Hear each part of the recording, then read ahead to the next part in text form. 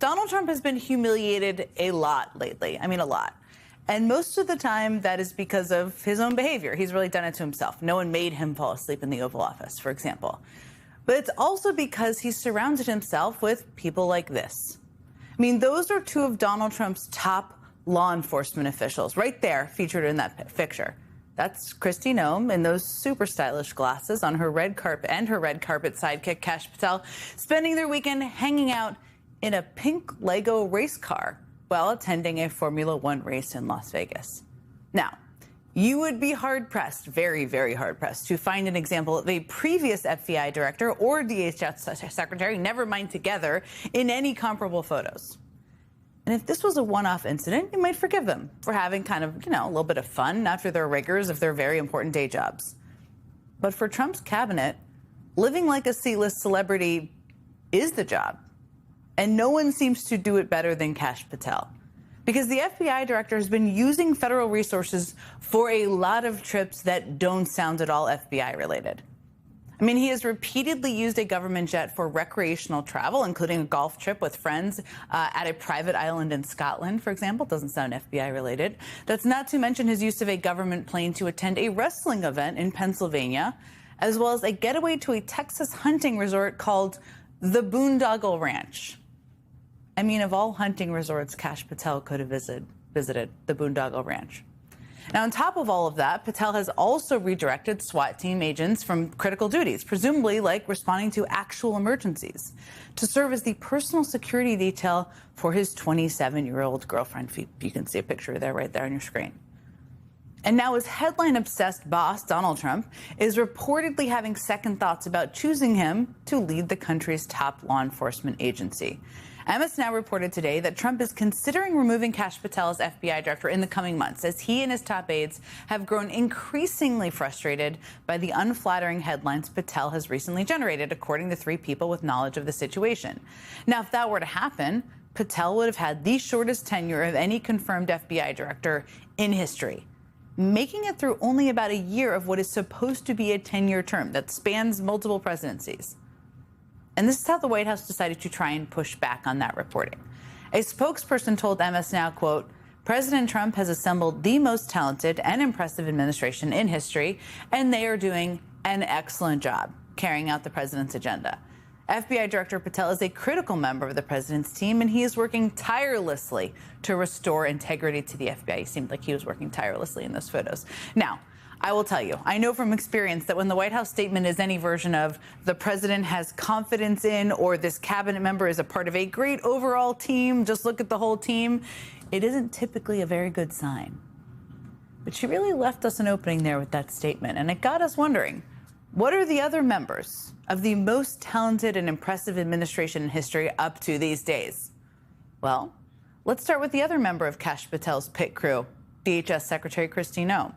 Now, when she isn't spending her days playing cowgirl dress-up or riding around in Lego cars, Noem has been facing considerable scrutiny over reports that DHS funneled hundreds of millions of taxpayer dollars to a firm with ties to Noem herself. And now a group of lawmakers is calling for an investigation into how that firm ended up getting all the taxpayer money. Of course, they want to know. They should know. Then there's the former reality TV star Trump put in charge of our nation's travel infrastructure. Yes, that guy, Transportation Secretary Sean Duffy. Now, right now, to be fair, Sean Duffy has a lot on his plate. Americans are preparing for the busiest travel season of the year, and the recent government shutdown has led to a wave of flight cancellations that continue even after the government reopened. But do not worry, because Sean Duffy has an idea that is going to fix American air travel once and for all. Listen to it. I would encourage people to maybe dress a little better, which encourages us to maybe behave a little better. Let's try not to wear slippers and pajamas as we come to the airport. People dress up like they're going to bed when they fly. Dress up, bring civility back to travel. Let's maybe go back to an era where we didn't wear our pajamas to the airport. We actually might dress up a little bit. How I dress, I can't blame it anybody else. I made that choice this morning when I came to the airport.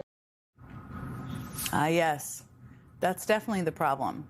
People shouldn't be so comfortable when they go to the airport. Thank you, Secretary Duffy, for really just getting to the bottom of that for us.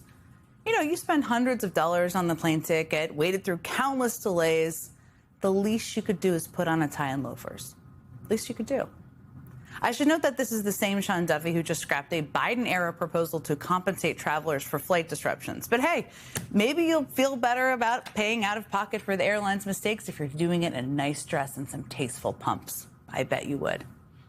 But I've got to say, compared to some of Trump's other cabinet secretaries, of which there are many doing weird stuff, Duffy almost seems like a problem solver.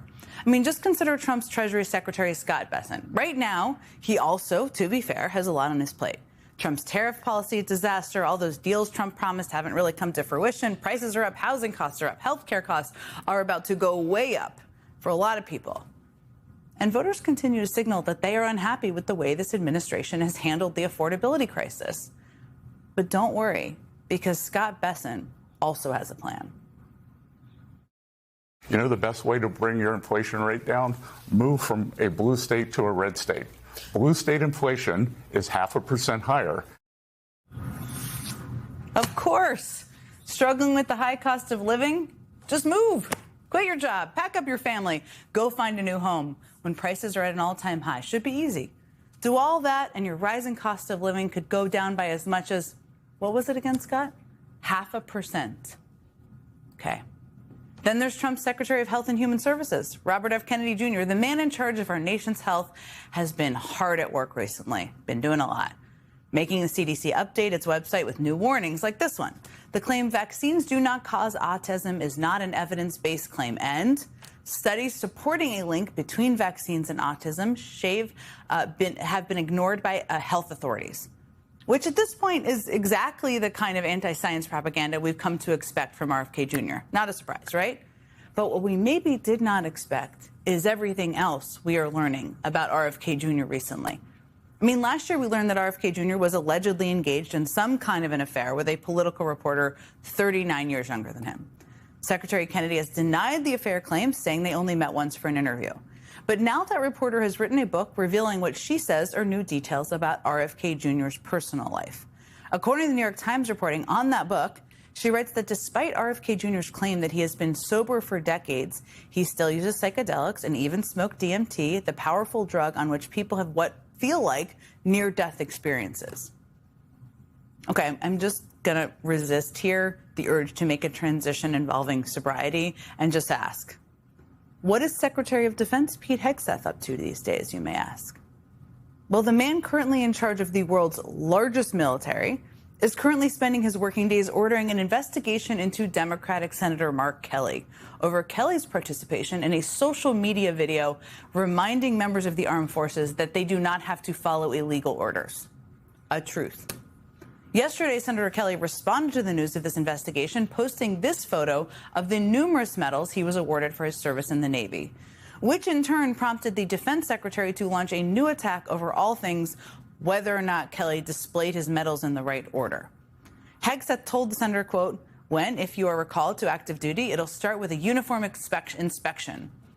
Now, this is very cringy already, but what makes this even more cringeworthy is that as a captain in the Navy, Senator Kelly outranked Pete Hegseth in that uniform. So it's kind of hilarious that an Army major who served 5 years on active duty with the National Guard is correcting a retired Navy captain who served for more than 20. But I digress. And now even some Republicans are admitting this whole thing is just completely ridiculous. Today, Republican Senator Lisa Murkowski posted on X, quote, the Department of Defense and FBI surely have more important priorities than this frivolous investigation. Look, none of the people Trump chose to be part of his administration are exactly killing it these days. But there is perhaps nowhere in Trump's administration suffering more embarrassment than the Department of Justice. In just the past week, we learned that Lindsay Halligan, Trump's handpicked prosecutor leading the investigations into two of his rivals, made critical mistakes that jeopardized their entire case against former FBI Director James Comey. Then we got a ruling from a judge that just yesterday, actually, saying that actually none of that may matter because the Trump administration never properly appointed Halligan in the first place. So the cases she brought against James Comey and Letitia James have been dismissed. Now, at the same time, we learned that Trump's Department of Justice is now investigating two Trump officials for potentially violating the law during their investigation into Trump's other rival, Adam Schiff. There's perhaps nothing more important to Trump, nothing. in his second term than his revenge tour against those rivals. But somehow, those prosecutions have become the biggest example of incompetence we have seen from an administration staffed by some of the most incompetent people this country has ever seen.